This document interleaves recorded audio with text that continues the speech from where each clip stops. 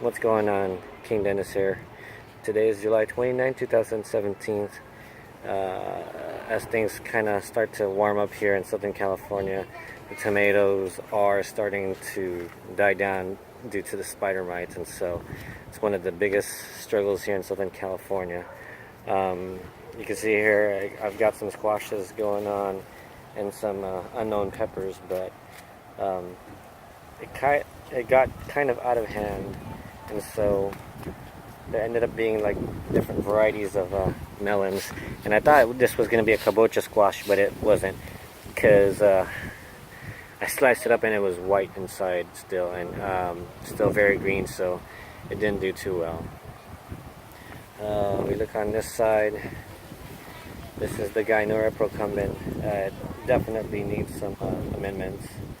And the eggplants, again, been decimated by the spider mites. I don't know if you guys can see. The white speckles are the spider mites, the red spider mites there somewhere. So the best I can do is try to prune and hope they recover. But then by pruning and not leaving any leaves, then they don't have enough for photosynthesis, and the fruits eventually die. So I'm going to go ahead and eventually take everything out and start from scratch again.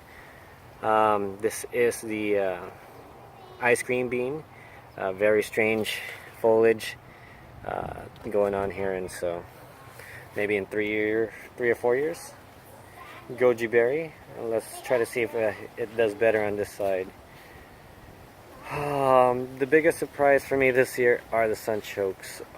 They didn't do too well in the beginning, but you can see as it gets warmer, they're taking over the garden bed actually, and you can see the mound of soil is starting to raise up, and so that's the sunchokes building up. This is my patola I got from the dentist. So funny how you get stuff from the dentist and it's seeds and it's not just toothbrush. So things that you get. As far as the strawberries, they've kind of stopped producing. Not much strawberries going on here and there. I guess these are ever-bearing, and so ever-bearing means they produce little fruits, quantity of fruits at a time, and it's not like the June-bearing where it's one big harvest. These are, I forgot what it is called, but the variety is called Sparky.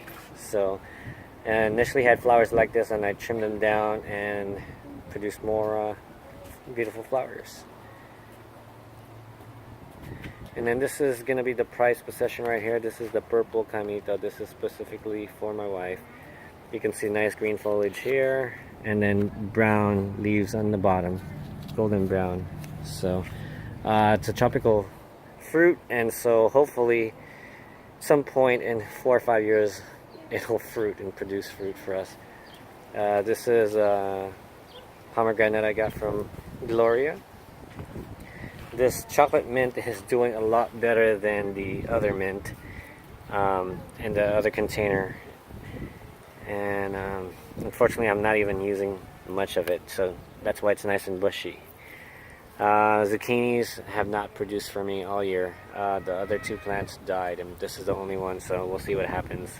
Beets, Blood's beet, I think this is like the biggest it gets, and so I'm just going to go ahead and harvest them already. This is the rhubarb we got it from Home Depot, and forgot about it in the plastic bag in the garage, and then finally decided to go and throw it in there, and hopefully we can get something out of it. So, and over here, I don't know if they're cucumbers, but now that I look, it is starting to grow cucumber right there. But on this side, I'll show my daughters. You got little round ones over here. So these are the Kiwano Rund, or the Kiwano round version. I don't know if you guys have had Kiwano melons, but they're awesome tasting, and so excited to get some Kiwano melons going. And you can see it's starting to climb up here, so I got another one right there. I think this is the regular Kiwano melon. some blackberries, and these are the goji berries. And these are purple sweet potatoes. I forgot which one, but I need to go ahead and put it somewhere so it can thrive.